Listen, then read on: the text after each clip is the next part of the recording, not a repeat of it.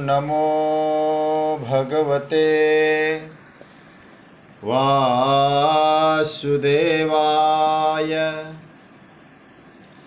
कृष्णाय वासुदेवाय हरे परमात्मने प्रणतः क्लेशनाशाय गोविन्दाय नमो नमः। नमः परमहंसाय स्वादितचरणकमलचिन्मकरन्दाय भक्तजनमानसनिवासाय श्रीरामचन्द्राय। वागीशायस्य वदने लक्ष्मीर्यस्य च वक्षसि यस्यास्ते हृदये संवित् तं नृसिंहमहं भजे। गुरुर्ब्रह्मा गुरुर्विष्णुर्गुरुर्देवो महेश्वरः गुरुसाक्षात् परब्रह्म तस्मै श्री गुरवे नमः। भगवत चरण कमलानुरागी सभी आत्मीय प्रिय प्रभु प्रेमीजन, हमारे पूज्य पांडे जी तथा स्वाध्याय परिवार से जुड़े हुए सभी आदरणीय महानुभाव, विज्ञान के माध्यम से श्रीमद् भगवद गीता की चिंतन को यथास्थान पर बैठकर आनंद लेने वाले सभी प्रभु प्रेमीजन, आप सभी को मेरा प्रणाम वंदन। राधे राधे, जय सिया राम, जय श्री कृष्ण। प्रभु की मंगलमय कृपा से हम लोग श्रीमद् भगवद गीता की मंगलमय चिंतन की यात्रा प्रभु की कृपा से कर पा रहे हैं। जो प्रक्रिया हमारी चली हुई है कि हम लोग 12वें अध्याय का जब से प्रारंभ हुआ है पाठ करते हैं, तो आइए एक बार इसका पाठ करें, फिर कुछ चिंतन। श्री परमात्मने नमः। अथ द्वादशोऽध्याय। अर्जुन उवाच एवं सततयुक्ता ये भक्तास्त्वां पर्युपासते ये चाप्यक्षरमव्यक्तं तेषां के योगवित्तमाः। श्रीभगवानुवाच मय्यावेश्य मनो ये मां नित्ययुक्ता उपासते श्रद्धया परयोपेतास्ते मे युक्ततमा मताः। ये त्वक्षरमनिर्देश्य मव्यक्तं पर्युपासते सर्वत्र गमचिन्त्यं च कूटस्थमचलं ध्रुवं सन्नियम्येन्द्रियग्रामं सर्वत्र समबुद्धयः ते प्राप्नुवन्ति मामेव सर्वभूतहिते रताः। क्लेशोऽधिकतरस्तेषामव्यक्तासक्तचेतसाम् अव्यक्ता हि गतिर्दुःखं देहवद्भिरवाप्यते। ये तु सर्वाणि कर्माणि मयि सन्न्यस्य मत्पराः अनन्येनैव योगेन मां ध्यायन्त उपासते तेषामहं समुद्धर्ता मृत्युसंसारसागरात् भवामि न चिरात् पार्थ मय्यावेशितचेतसां। मय्येव मन आधत्स्व मयि बुद्धिं निवेशय निवसिष्यसि मय्येव अत ऊर्ध्वं न संशयः। अथ चित्तं समाधातुं न शक्नोषि मयि स्थिरम् अभ्यासयोगेन ततो मामिच्छाप्तुं धनञ्जय। अभ्यासेऽप्यसमर्थोऽसि मत्कर्म परमो भव मदर्थमपि कर्माणि कुर्वन् सिद्धिमवाप्स्यसि। अथैतदप्यसक्तोषि कर्तुं मद्योगमाश्रितः सर्वकर्मफलत्यागं ततः कुरु यतात्मवान्। श्रेयो हि ज्ञानमभ्यासात् ज्ञानात् ध्यानं विशिष्यते ध्यानात् कर्मफलत्यागात् शान्तिरनन्तरम्। अद्वेष्टा सर्वभूतानां मैत्रः करुण एव च निर्ममो निरहंकार समदुःख सुखक्षमी संतुष्टः सततं योगी यतात्मा दृढ़निश्चयः मय्यर्पितमनो बुद्धिर्यो मद्भक्तः समे प्रियः यस्मान्नो द्विजते लोको लोकान्नो द्विजते च यः हर्षामर्षभयोद्वेगैर्मुक्तो यः स च मे प्रियः अनपेक्षः शुचिर्दक्षः उदासीनो गतव्यथः सर्वारंभ परित्यागी यो मद्भक्तः समे प्रियः यो न हृष्यति न द्वेष्टि न शोचति न कांक्षति शुभाशुभ परित्यागी भक्तिमान् यः समे प्रियः समः शत्रौ च मित्रे च तथा मानापमानयोः शीतोष्ण सुख दुःखेषु समः संग विवर्जितः तुल्यनिन्दास्तुतिर्मौनी संतुष्टो येन केनचित् अनिकेतः स्थिरमतिर्भक्तिमान् मे प्रियो नरः एतु धर्म्यामृतमिदं यथोक्तं पर्युपासते श्रद्धाना मत्परमा भक्तास्तेतीव मे प्रियाः। ओम तत्सदिति श्रीमद्भगवद्गीतासूपनिषत्सु ब्रह्मविद्यायां योगशास्त्रे श्रीकृष्णार्जुनसंवादे भक्तियोगो नाम द्वादशोऽध्यायः। श्रीकृष्णार्पणमस्तु। प्रभु की कृपा से हम लोग श्रीमद् भगवद गीता के 12वां अध्याय भक्ति योग पर चिंतन कर रहे हैं, जिसमें भगवान अपने प्रिय भक्तों के कुछ लक्षणों की चर्चा कर रहे हैं। मेरा भक्त ऐसा होता है, मेरे भक्त में इस प्रकार के गुण मौजूद रहते हैं और इस प्रकार के गुणों के कारण वो भक्त मुझसे जुड़ा हुआ है और मुझे प्रिय है। भगवान ने जो 18वें श्लोक में जो बात कही, समः शत्रौ च मित्रे च, शत्रु और मित्र में वो समान है। मानापमानयो, मान और अपमान में, सर्दी और गर्मी में और सुख और दुख में वो समान रहता है। क्यों ऐसा रहता है? संगवर्जितः, वो आसक्ति से रहित है। संगवर्जित शब्द पर थोड़ा चिंतन करने का मेरा मन हुआ। यहाँ भगवान ये नहीं कहते हैं कि विषय वर्जित है, थोड़ा सा इस पर चिंतन करना चाहिए। देखिए, बांधने वाली जो चीज होती है ना, उसी चीज को कहते संग, मतलब आसक्ति।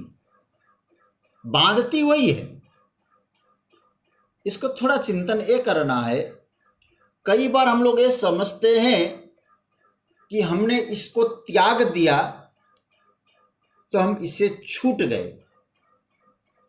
तो बाहरी विषयों को, बाहरी पदार्थों को त्यागने से हम लोग समझते हम त्यागी बन गए और त्यागी बन के हमारा यह वस्तु छूट गई, वस्तु छूट गई। लेकिन यह थोड़ा सा समझना है, आसक्ति कोई वस्तु नहीं होती है। जब संग शब्द का अर्थ आसक्ति जो कहा है, आसक्ति कोई वस्तु होती नहीं है, बल्कि उस वस्तु के भीतर ऐसी कोई चीज होती है जो दिखाई तो नहीं देती है और बांधती जरूर है। दिखाई दे वो नहीं बांधती, जो दिखाई नहीं देती और उसी वस्तु में ही रहती है वो चीज बांधती है। जैसे मैं उदाहरण के तौर पे आपसे कहूं, वस्तु पदार्थ ये बाहर है, तो उन वस्तुओं ने, उन पदार्थों ने बांधा नहीं है। उन वस्तुओं के भीतर एक चीज है जिसका नाम है राग, उस चीज ने बांधा है। और वस्तु तो दिखाई देती है, उस वस्तु के भीतर रहने वाली जो मुझसे कनेक्शन करके बैठी हुई है, वो राग नाम की चीज हमको दिखाई नहीं देती। और हम लोगों ने क्या काम किया? वस्तु को त्यागना चालू कर दिया, विषयों को त्यागना चालू कर दिया। तो हम लोग समझने लगे हमसे वो छूट गया। तो त्याग किसका होना चाहिए? जो आसक्ति का त्याग होना चाहिए, राग का त्याग होना चाहिए। विषय ने कुछ बिगाड़ा नहीं। आपको भूख लगती है तो भोजन क्यों त्यागो, लेकिन मुझे रोज इसी प्रकार का भोजन मिले, ये जो आसक्ति है इसका त्याग होना चाहिए। इसको और गंभीरता से समझना। जैसे धन है, पैसे हैं, एक प्रकार से ये भी एक विषय है। अब आप सोचिएगा, क्या कभी धन ने हमको बांधा है? धन है बाहर, वो दिखाई दे रहा है, लेकिन उस धन के भीतर जो नहीं दिखाई देने वाली आसक्ति के रूप में क्या है? जो लोभ है। तो बांधा किसने? धन ने नहीं बांधा, लोभ ने बांधा। तो त्यागना किसको है? धन को त्यागने से त्यागी नहीं बनना है, लोभ को त्यागने से त्यागी। इसलिए संग विवर्जित। यह कल भी मैंने कहा था, यह बी उपसर्ग लगा के भगवान जो कहते हैं इसको समझो अच्छी तरह से। परिवार बाहर बैठे हैं, उस परिवार ने, हम सोचते हैं परिवार ने झंझट कर रखा है, छोड़ो और चले जाओ कहीं। तो परिवार ने कहाँ बांधा है हमको? जहां भी आप रहेंगे या नहीं रहेंगे तो दूसरी जगह कोई परिवार बन जाएगा और शायद परिवार ही कुछ कर दें। कल आपने एक न्यूज़ सुनाई, हमारे संत समाज के सिरमौर थे, महंत नरेंद्र गिरी जी, और उनकी स्थिति आप विचार करिए। न्यूज़ चैनल में आज भी वही समाचार चल रहा है। तो परिवार तो वहाँ भी बांधेगा और शायद पता नहीं क्या स्थिति होगी। हो सकता है छोटा परिवार था और बड़ा परिवार हो जाएगा। तो भगवान ये कहना चाहते संग विवर्जित, मतलब परिवार को मत छोड़ो, उस परिवार के भीतर जिसने बांधा है मोह, उस मोह को छोड़ो। धन को मत छोड़ो, लोभ है वो है संग। धन संग नहीं है आपके लिए, परिवार संग नहीं है, मतलब आसक्ति। परिवार संग नहीं है, वहां परिवार के भीतर नहीं दिखाई देने वाला मोह वो संग है। विषय संग नहीं है, और उस विषय के भीतर जो राग है, आसक्ति है, वो संग है। धन संग नहीं है, लोभ संग है। और आपको जो पद मिल रहा है, और चाहे किसी प्रकार का पद आपको मिलता हो, वो पद आपके लिए संग नहीं है। पद को छोड़ो नहीं, उस पद के भीतर नहीं दिखाई देने वाला जो संग है उसका नाम है मद। वह लिखते समय थोड़ी सी असावधानी हो जाती है ना, म हो जाता है। तो पद मत छोड़ो, मद छोड़ो। तो यहाँ भगवान कहते हैं मेरा भक्त आई हुई परिस्थितियां जो है उन परिस्थितियों को संभाल लेता है, लेकिन छोड़ता क्या है? संग विवर्जित, आसक्ति को छोड़ता है। इसलिए सज्जनों, इसको बहुत गंभीरता से विचार करना होगा। और हम लोगों ने हमेशा यही सोचा है कि इसको छोड़ देंगे तो छूट जाएगा।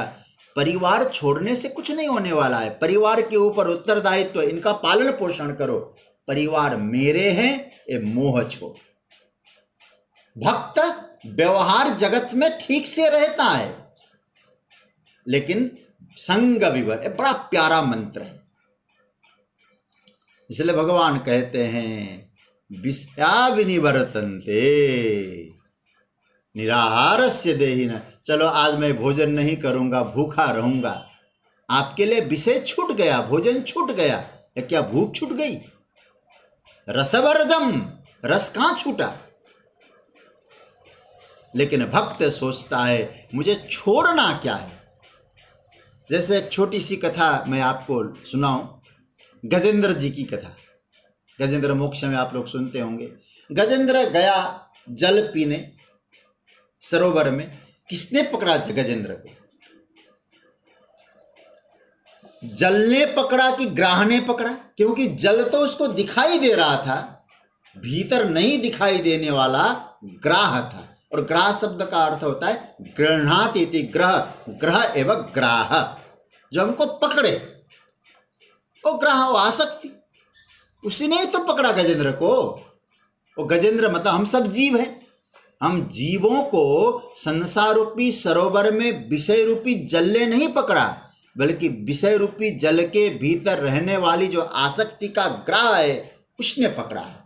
तो भक्त क्या सोचता है, सरोवर में आए हैं, चलो जल पी लें, लेकिन उस ग्राह से बचें, आसक्ति से बचें, तो जीवन आनंद में, कहीं बंधन नहीं है।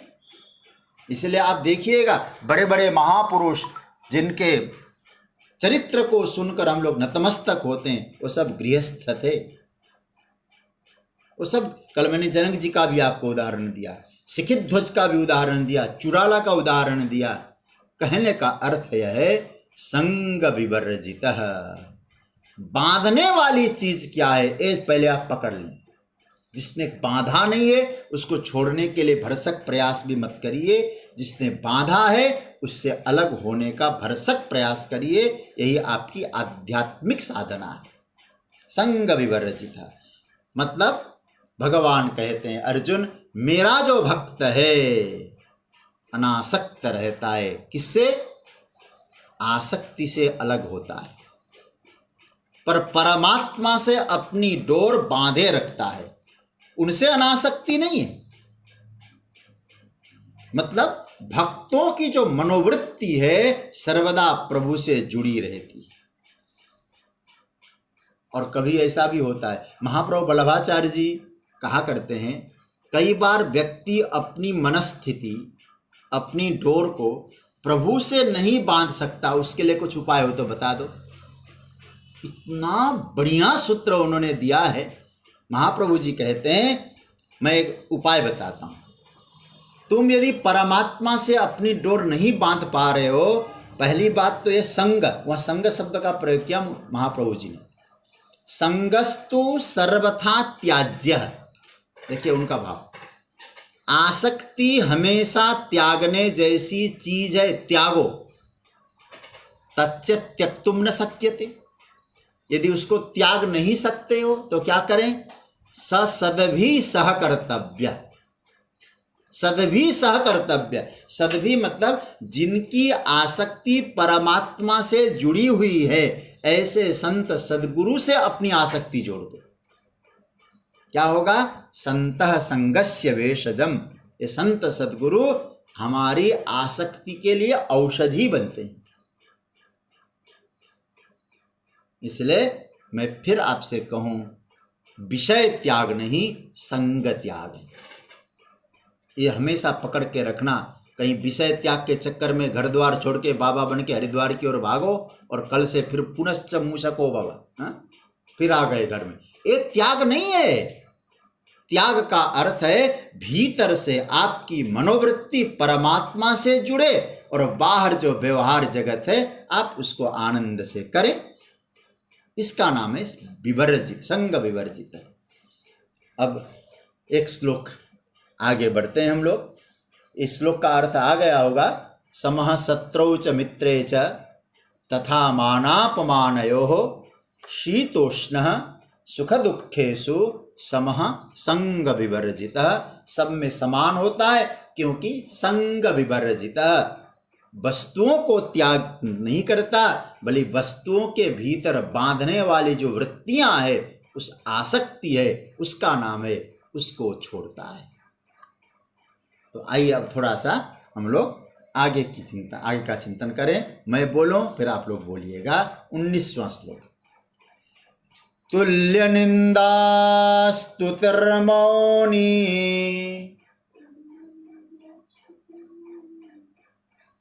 संतुष्टो येन केनचित् अनिकेतः स्थिरमतिर्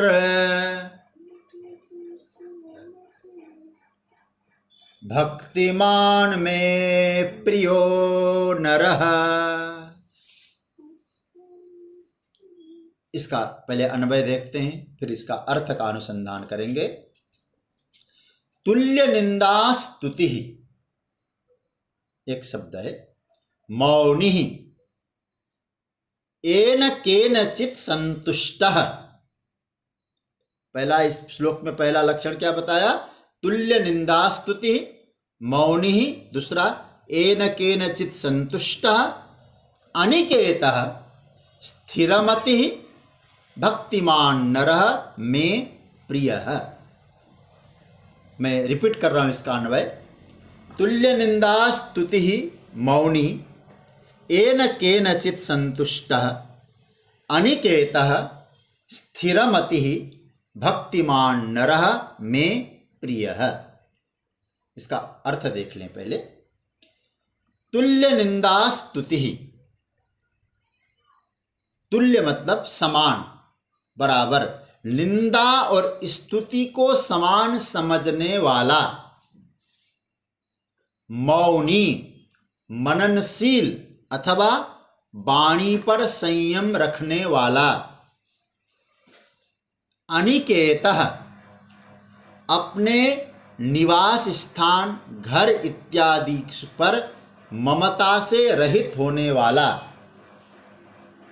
और स्थिरमति, स्थिर बुद्धि वाला, इस प्रकार का भक्तिमान नरः, भक्तिमान जो पुरुष है, में प्रियः, मुझे प्रिय है। तो इन लक्षणों वाला जो भक्तिमान पुरुष है मुझे प्रिय है। तो भगवान ने यहाँ आखिरी द्वंद्व की चर्चा की।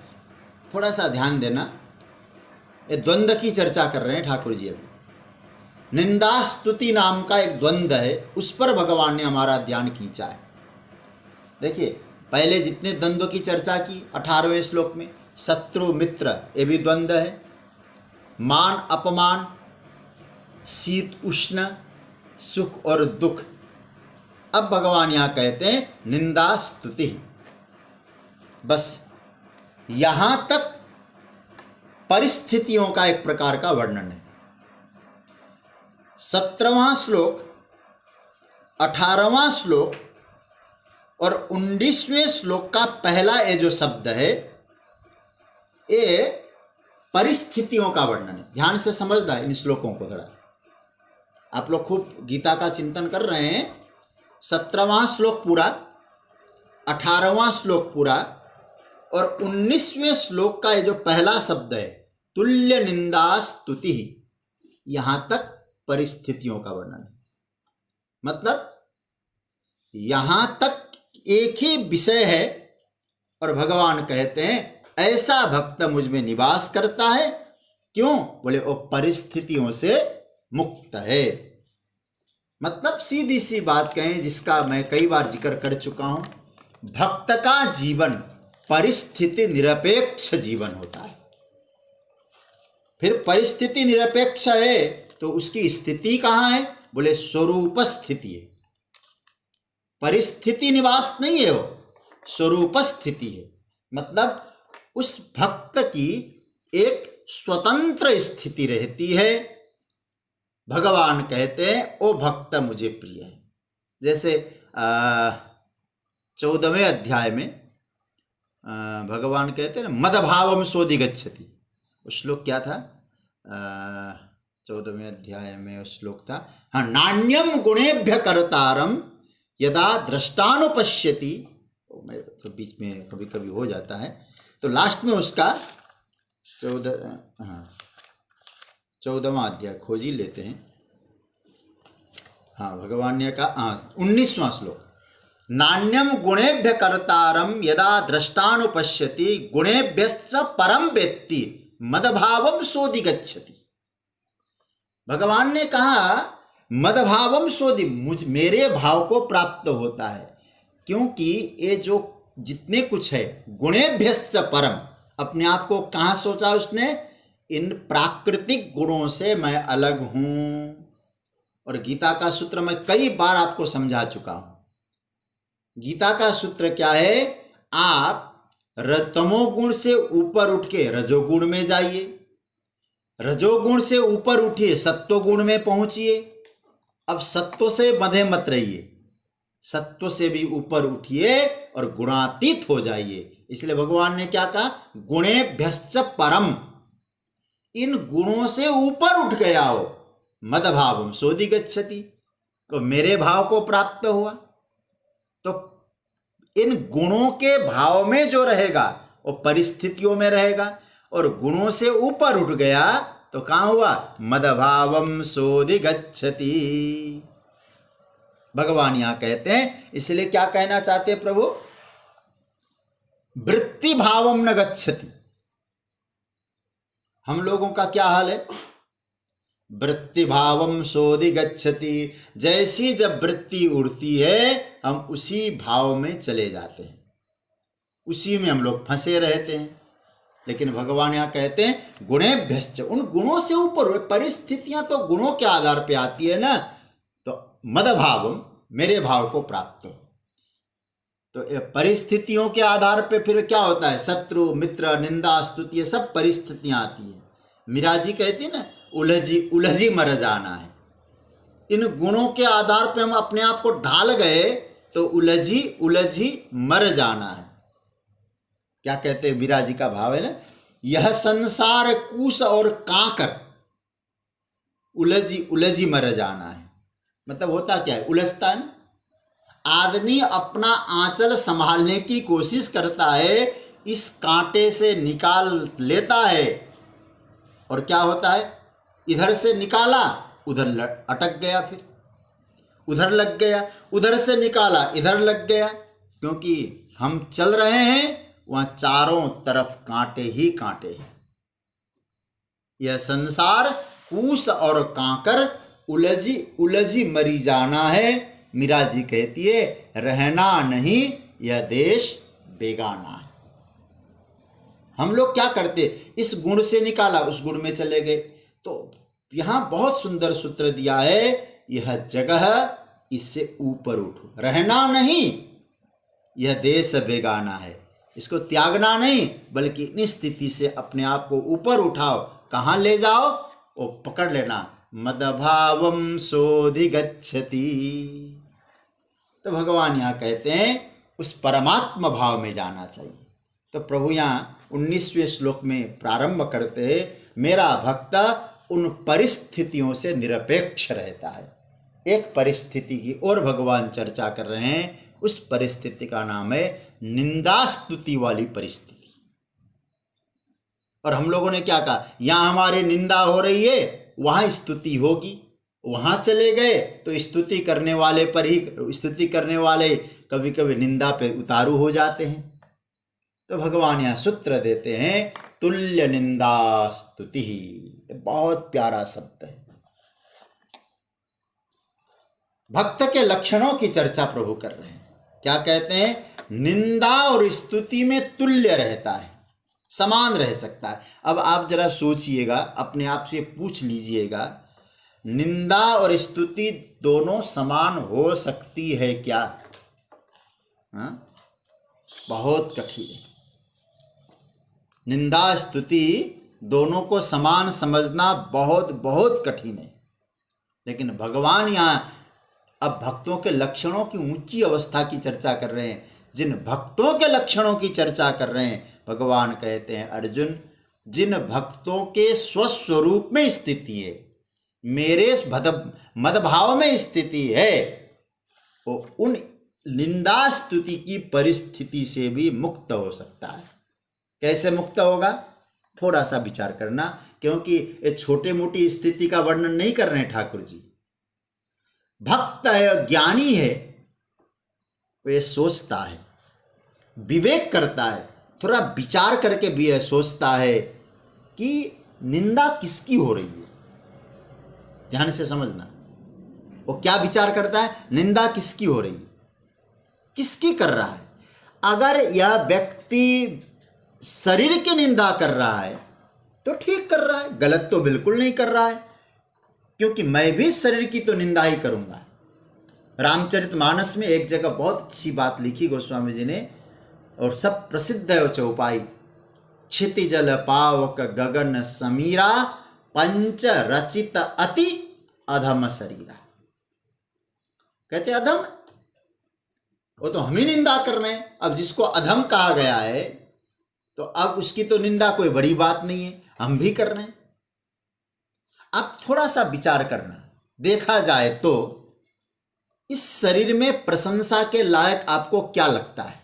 यदि निंदा स्तुति वाली बात जो भगवान कर रहे हैं, किसी ने आपके शरीर की निंदा कर रहा है तो या तो शरीर की हो रही है, आत्मा की हो रही है। यदि शरीर की निंदा कर रहा है तो आप जरा सोचिए, क्या शरीर प्रशंसा के लायक है? अब अपने आप से पूछ लीजिएगा। संसार में जितनी भी गंदगियां हैं जो दिखाई दे रही है, आप सोचिएगा, ये सारी की सारी गंदगियां शरीर से ही तो निकली हुई है। मनुष्य ने ही तो तैयार किया है। और इतना ही नहीं, गंदगी शायद मनुष्य का शरीर हो, चाहे कीट पतंग का शरीर हो, चाहे मधुमक्खी का शरीर हो, चाहे पशु पक्षी का शरीर हो, प्राणी मात्र के शरीर से क्या निकलती? पसीना, रोवां, थूक, बलगम, मल, मूत्र। तो आप अपने आप विचार करना, जो भी गंदगी दिखाई दे रही है किसी न किसी के शरीर से ही प्रकट हो रही है। मैंने पहले भी एक निवेदन किया था आप लोगों से, और हमारे आदरणीय श्री कमल पोद्दार जी ने हमारे स्वाध्याय परिवार में उसको डाला था। एक संत का वसीयत, एक संत की वसीयत, परम पूज्य स्वामी राम सुखदास जी महाराज जी का उन्होंने वसीयत लिखा, और पढ़ना चाहिए, हर किसी को पढ़ना चाहिए। एक संत की वसीयत। वो महाराज श्री उसमें क्या गजब का सूत्र देते हैं। हमारा शरीर क्या है? हमारा शरीर मल मूत्र बनाने का मशीन है। ये महाराज श्री का भाव है। वो क्या, इसे उत्तम से उत्तम प्रसाद खिला दो, मल बन के बाहर आएगा। उत्तम से उत्तम पेय पदार्थ पिला दो, गंगाजल पिला दो, मूत्र बन के बाहर निकलेगा। और जब तक प्राण है तब तक मल मूत्र बनाने का मशीन होता है, और प्राण निकल जाता है तो इस शरीर को छूने पर अशुद्ध माना जाता है, स्नान करना पड़ता है, इसको मुर्दा कहा जाता है। देखें, इस शरीर प्रशंसा के योग्य है क्या? आप सोचिएगा जरा, एक गंदगी का भंडार ही तो है। कहाँ है गंदा? हम लोग सोचते हैं पृथ्वी में गंदगी नहीं है, वायु में गंदगी नहीं है, जल में किसी प्रकार की गंदगी नहीं है, आसमान में कोई गंदगी नहीं है, न प्रकृति में गंदगी है, तो परमात्मा में तो गंदगी है ही नहीं। सारी की सारी गंदगियां शरीर से निकल के आई है, और विशेष करके मनुष्य शरीर से निकल के आई है।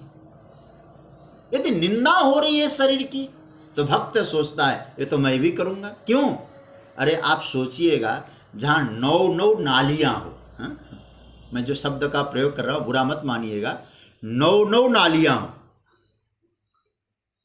आंख से कीचड़, मुंह से कीचड़, नाक से कीचड़, क्या निकल, सब गंदगी तो निकल रही मलमूत्र से। अच्छा, हमारे मकान में एक नाली हो जाए तो हमारा साफ करते करते व्यक्ति के नाक में दम लग जाता है, कितना सफाई करनी पड़ती है। यहां तो 9 नालियां हैं, नवद्वारे पुरे देहि। इन्हीं 9 नालियों को सफाई करते करते करते करते करते करते जीवन जा रहा है। तो भक्त कौन है? ज्ञानी कौन है? भगवान कहते हैं वो सोचता है, यदि कोई किसी ने शरीर की निंदा किया है, ठीक कर रहा है, यथार्थ कार्य कर रहा है। देखो, ये बात समझने जैसा है, क्योंकि ये स्थिति बहुत ऊंची स्थिति का वर्णन किया ठाकुर जी ने। शरीर की स्थिति से मतलब वो सोचता है बिल्कुल ठीक कर रहा है। हाँ, यदि आत्मा की निंदा कर रहा है, अपनी ही तो निंदा कर रहा है, क्योंकि उसका जो आत्मा तो सबका एक है, उसका आत्मा और हमारे आत्मा में अंतर क्या है? फिर प्राणी मात्र का सब एक है। सीधी बात हो गई। अपनी स्थिति को निंदा स्तुति के परिधि में भक्त नहीं मानता।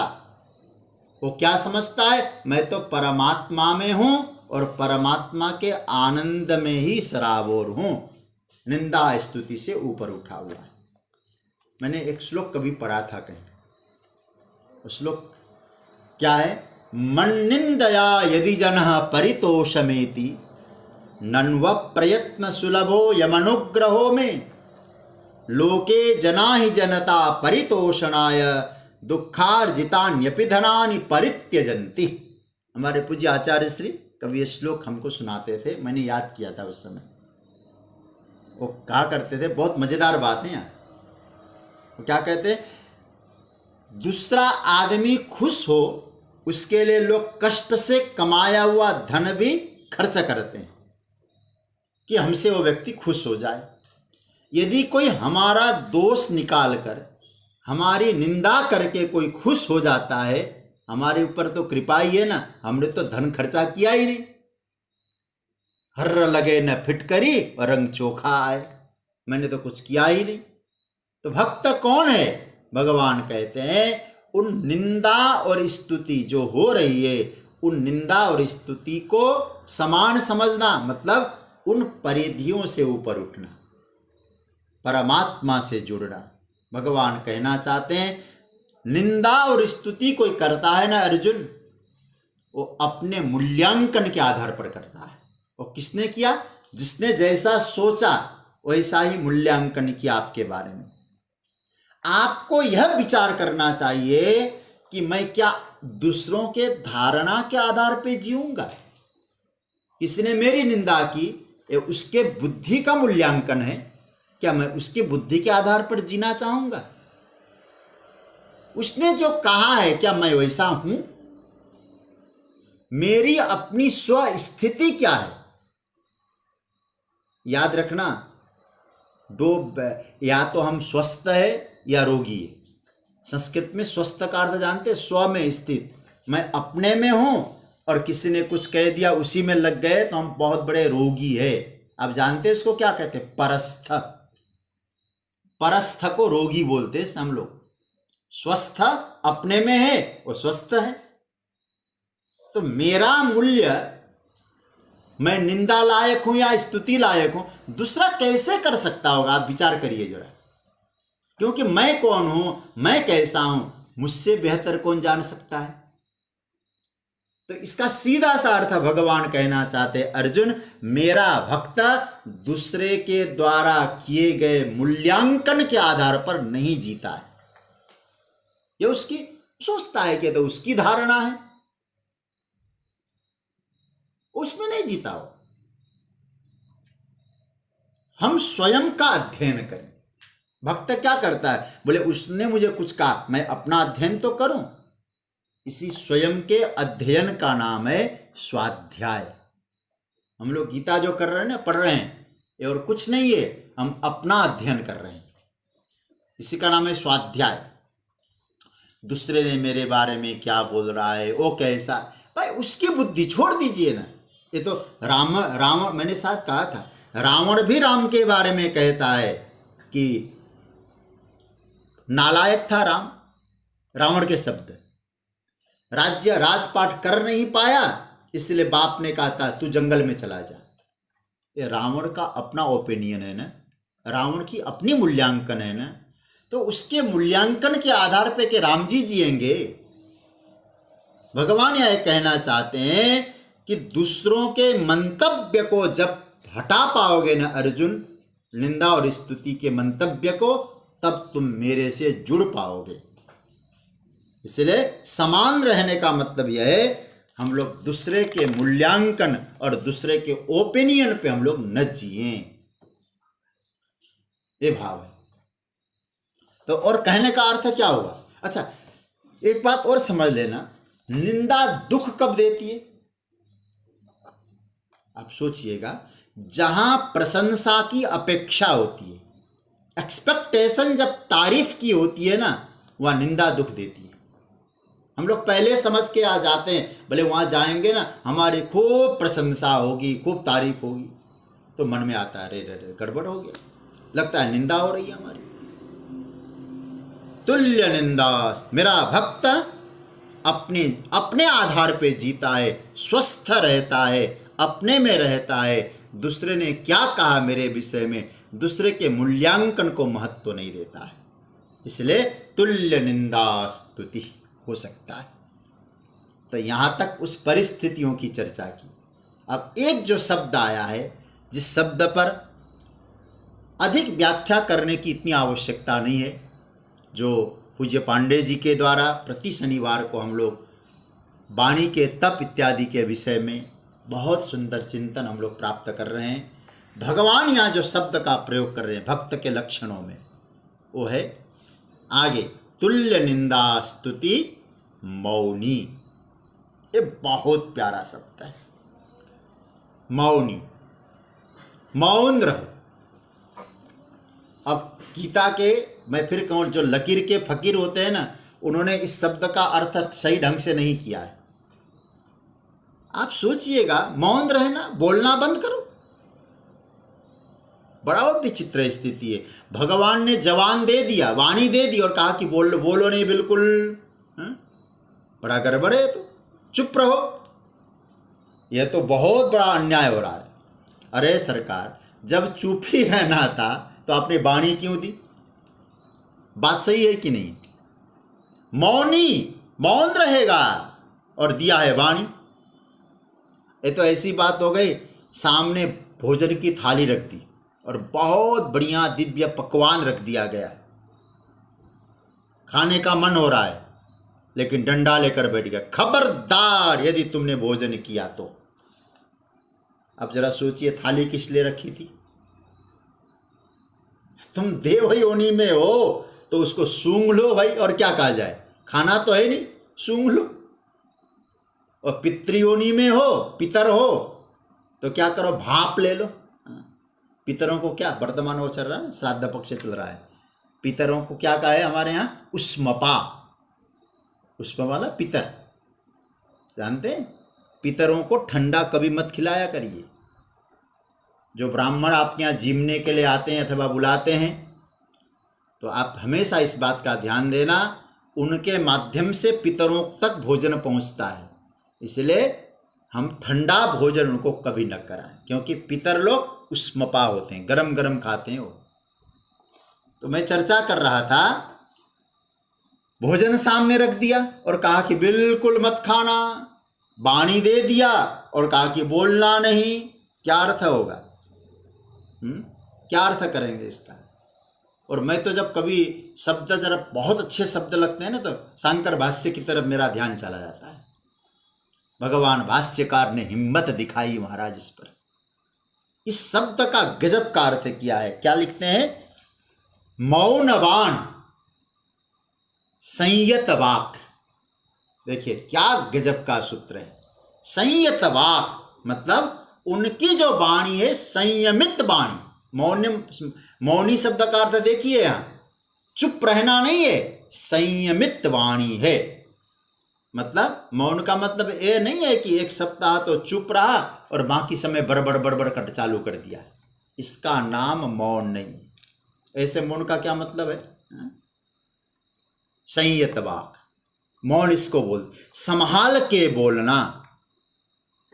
इसलिए मुनेर कर्म मौनम, मुनियों की तरह आप कर्म करो, कभी वाणी में स्खलन न हो, अपशब्द न आए, आवश्यक हो तभी बोलें। ये भक्त के मौन का लक्षण है। कभी आवेश में आकर भक्त नहीं बोलता है, इसलिए क्या बोलते हैं, वो प्रसिद्ध है ना, वाणी ऐसा बोलिए मन का आपा खोए। आपा खोए, आपा खोए मतलब अभिमान रहित होकर बोला करो। अभिमान रहित होकर बोलेंगे तो दूसरों को भी शीतलता मिलेगी और उससे ज्यादा शीतलता आपको मिलेगी। औरन को शीतल करे आपो शीतल हो। हमारे पूज्य पांडे जी जिस श्लोक पर बहुत सुंदर चिंतन करते हैं, अनुद्वेग करम वाक्यम सत्यम प्रिय हितम च यत् स्वाध्यायाभ्यसनम चैव वाङ्मयम तपोच्यते। ये 17वां अध्याय का। तो ये इसका अर्थ क्या हुआ? ऐसी बोलिए क्या ऐसा वाणी, किसी को उद्वेग पैदा न हो आपकी वाणी से। याद रखना, यदि यहां भगवान मौनी शब्द का अर्थ चुप रहना करते तो भक्त का काम क्या है? गुणगान गाना, भगवान के नाम का गुणगान का प्रचार करना। इसलिए मौन शब्द का अर्थ है कि आप अपनी वाणी को तपस्वी बनाओ, वाणी के द्वारा तप करो, आवश्यक हो वहां बोलो, ऐसा बोलो दूसरे का हित। पूज्यपाद स्वामी राम सुखदास जी महाराज कहते हैं वो वाणी मौन है जिस वाणी को बोलने से किसी का हित होता है, वो वाणी मौन है। चतुराई, जब ये हनुमान जी की चतुराई देखता हूं ना, वाणी, जब हनुमान जी सीता से मिलके लौट के आए, राम जी ने पूछा क्या समाचार है? बोले ठीक ठाक है महाराज, विपत्ति तो नहीं। मतलब सबसे बड़ी विपत्ति भक्त की क्या होती है? हनुमान जी ने कहा महाराज बहुत बड़ी विपत्ति तो इसको मानते हैं का हनुमंत विपत्ति प्रभु सोई, जब तब सुमिरन भजन न हो। देखिए यह है वाणी, यह है मौन। हनुमान जी ने कहा महाराज इसको पूरा पूरा प्रकरण सुनना, जब आपका भजन न हो उसका नाम है विपत्ति। अच्छा, सीता को विपत्ति है? बोले कैसी बात करते हो, तो भजन कर रही है। कैसा भजन कर रही हो? कृषतनु शीस जटा एक बेणी, जपति हृदय रघुपति गुण श्रेणी। वो तो भजन में मस्त है, तो इसका मतलब है उसको विपत्ति तो नहीं। अच्छा विपत्ति नहीं तो हनुमान जी तुरंत बोले सीता कई अति विपत्ति विशाला, बिनहि कहे भले दीन दयाला। हनुमान जी कहते हैं महाराज आपका भजन न हो, भक्त आपको भूल जाए, उसके लिए वो विपत्ति है। अच्छा, फिर सीता को बोले विपत्ति नहीं है, फिर बोले अति विपत्ति। हनुमान जी वाणी देखिए जरा, पकड़ना, किसी का हित करने के लिए हनुमान क्या कहते हैं? सीता को विपत्ति नहीं है, विपत्ति मतलब भक्त भगवान को भूल जाए तो भक्त की विपत्ति है। लेकिन सीता को विपत्ति नहीं, अति विपत्ति है। तो हनुमान ये बताओ विपत्ति में और अति विपत्ति में अंतर क्या है? तो हनुमान जी ने बहुत सुंदर जवाब दिया, सीता ने आपको भुलाया नहीं है, आपको याद कर रही है, क्योंकि आपको भुलाना भक्त की विपत्ति है, लेकिन सीता को अति विपत्ति इसलिए है, सीता ने आपको नहीं भुलाया, लगता है आपने सीता को भुलाया है। भगवान यदि भक्त को भूल जाए तो भक्त के लिए अति विपत्ति है। अब क्या करना है? अब ज्यादा विचार करने का समय नहीं है। बेग चली है प्रभु आनिय, भुज बल खल दल जीत। अब ज्यादा विचार मत करो, तुरंत चलो, क्योंकि विपत्ति नहीं अति विपत्ति है। अब आप सोचिए हनुमान जी की एक वाणी प्रकट क्या हुई? सीता जी का हित हो जाता है। तो आपकी वाणी से यदि किसी का हित होता हो, किसी साधक का हित होता हो, वो आपका भी वो मौन की श्रेणी में ही आ गई। इसको थोड़ा सा पकड़ के रखना आप लोग। इसलिए मौन, भगवान कहते हैं तुल्य निंदा स्तुतिर मौनी।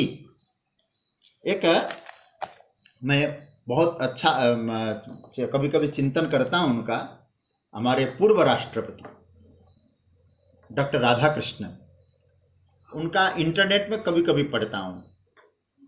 तो आज मैं देख रहा था इसका अर्थ उन्होंने क्या लिखा। तो उन्होंने कहा मौन अर्थात वाणी पर विजय, ये उनका भाव है। वाणी पर विजय का मतलब, उदाहरण उसमें दिया कि आप जब चाहें तब बोलें, जैसा चाहें तब बोलें, और आपके बोलने से किसी का कल्याण छिपा होता हो, उसका नाम है मौन। लेकिन एक बहुत अच्छी टीका है, वह है विश्वनाथ चक्रवर्ती जी की, श्रील विश्वनाथ चक्रवर्ती, बहुत अच्छा। उन टीका का नाम है सारार्थ वर्षिणी प्रकाशिका वृत्ति। इंटरनेट में उपलब्ध है, मेरे पास पुस्तक तो नहीं है, और गीता प्रेस में भी ये शायद मिलती है। और ज़्यादा भक्ति परक अर्थ किया है हर श्लोक का उन्होंने। तो उन्होंने मौन शब्द का अर्थ किया है भगवत चर्चा से अतिरिक्त और कुछ भी नहीं बोलने वाला ही मौनी है, ये उनका भाव है। परमात्मा की चर्चा से अतिरिक्त और कुछ भी न बोले, उसका नाम है मौन। इसलिए भगवान यहाँ क्या कहना चाहते हैं, अर्जुन जितना हो सके उतना बोलो। कितना बोलो? आवश्यकता के अनुसार बोलो, और ऐसा बोलो कि दूसरे के कल्याण की भावना आपकी वाणी में छिपी हुई हो। किसी को उद्वेग पैदा न करो आपकी वाणी से, उसका नाम है मौन। वाणी को पकड़ के रखना, जिह्वा को मरोड़ के रखना, और भीतर चल रहा है कुछ। एक मैं आपको छोटी सी बात सुना दूं। ऋषिकेश में, नाम नहीं लूँगा मैं, लेकिन वहाँ मैं अपने पूज्य, आप लोग नाम लेना उचित नहीं है, मैं पूज्य आचार्य जी के चरणों की सेवा में था ऋषिकेश में, परमार्थ निकेतन में। ना स्थान का नाम बता देता हूँ। महीनों महीनों वहाँ रहा करते थे हम लोग। तो वहाँ एक महापुरुष है, अभी उनका शरीर, महाराज जी ने कहा कि तुम उनसे कुछ बातचीत करके आओ, वो इस समय मौन होंगे, जरूरी है, एक मीटिंग है हमारी आज, और कुछ वो पूछ लेना तुम, और तुम वो लिख के कुछ देंगे तो लेके आना। आपको बता दूं, एक विनोद की भी बात है। तो मैं गया उनके पास। पहले तो उन्होंने कहा अभी नहीं मिलेंगे। तो मैंने आचार्य जी का नाम लिया, आचार्य जी ने भेजा है, कह दो। तो आचार्य जी का, पूज्य गुरु जी का नाम लेते ही तो मुझे उन्होंने भीतर बुला लिया, और भीतर मैं बैठ गया। और बैठने के बाद जरा देखिए, कभी कभी कैसा होता है, वो तो मौन है, हम तो मौन नहीं है। वो हमको लिख के पूछ रहे हैं, और हम भी लिख के ही दे रहे हैं। विचित्र स्थिति, पता नहीं क्या है। मैं अपने एक अनुभव सुना रहा हूं। अब मैं तो बोल के कह सकता था, उन्होंने कहा, पहले मेरा इतना और नहीं था, तुम कहाँ के रहने वाले, ऐसा उन्होंने पूछा। तो मैंने अपना बता दिया, ऐसा ऐसा, तो उनको दे दिया। और बाद में फिर क्या बात है, तो मैंने भी कहा, आचार्य जी ने आज के विषय में कुछ लिखा है, पूछा है, आज की मीटिंग के विषय में क्या क्या काम है वो बता दीजिए। वो लिख के मैं भी दे रहा हूँ, मैं भी नहीं बोल पा रहा हूँ। और बाद में जब मैं उठने लगा तो मुझे बहुत हंसी आ गई। उन्होंने लिख के दे दिया, और मुझे जब हंसी आई तो वो भी हंसे खूब, क्योंकि मुझे इसलिए हंसी आई, तो मैं तो बोल सकता था, मैं भी लिख के दिया, और वो भी हंसे। तो मैंने यूं ही, अब मैंने बोला, महाराज जी मौन में हंसना मना नहीं है क्या? तो वो थोड़ा हमारे ऊपर बिगड़ गए। तो अब हमारा तो काम हो ही गया था, हम तो निकल आए। तो ये जो है, इसका नाम मौन नहीं है। हर बात पे जो है बोल तो नहीं रहे हो, हर बात पे लिख के आओ, चाय बना के लाओ, ये करो वो करो। मौन है, जितना हो आवश्यकता पड़े उतना बोलो, व्यर्थ ना बोलो। भगवान कहते, मेरा जो भक्त है उसकी वाणी कभी व्यर्थ नहीं आती, और जो बोलता है सार्थक बोलता है, सही बोलता है, और उस जब बोलता है कईयों का कल्याण होता है। वो मेरा भक्त है। नहीं बोला, जैसे भागवत में जड़ भरत जी की कथा आती है ना, वो मौन रह गए, लेकिन सोचने लगे, जिसको मैं पालकी में उठाया हूं, आज उसका कल्याण करना है, मैं बोलूंगा। तो पहली बार बोले, और बोल के महाराज उसका ज्ञान नष्ट कर दिया। भगवान कहते, मेरा भक्त ऐसा ही होता है जो मौन रहता है। मौन का मतलब है मुनि जैसा जीवन है, किसी के कल्याण के लिए बोलना पड़े तो बोलता है, अन्यथा निचिंतन करता है, मनन करता है। और मनन, मौन शब्द का एक अर्थ होता है मननात् मौनम, जो मनन करे वो भी मौनी। मनन का मतलब हुआ, मैं कौन हूं, मेरा जीवन क्यों आया, मैंने मनुष्य जीवन क्यों लिया, मुझे कहाँ जाना है, मैं कौन हूं, मेरी स्थिति क्या है। इस प्रकार का जो आंतरिक चिंतन करता है वो भी मौन है। इसलिए मौन शब्द के अर्थ है मुनि जैसा जीवन, आवश्यकता के अनुसार बोलना, और अपने जीवन में अपने लक्ष्य को लेकर मनन करने वाला मौनी है। भगवान कहते, मेरा भक्त एकदम नपे तुले शब्द बोलता है और अपना अध्ययन करता है। याद रखना, दूसरे के ओपिनियन पे नहीं चलता, अपना अध्ययन करता है, और वाणी ऐसा बोलता है जो किसी का अहित न हो। ऐसा भाव भगवान देते हैं। तुल्य निंदा स्तुतिर्मौनी, और आगे कहते संतुष्टो येन केनचित्, किसी भी प्रकार से उसको जीवन मिलता है उसमें संतुष्ट रहता है। ये तीसरा लक्षण इस श्लोक में, इसकी चर्चा हम लोग कल के प्रसंग में करेंगे। मुझे एक दो सूचना देनी है, जैसे कि आज आपको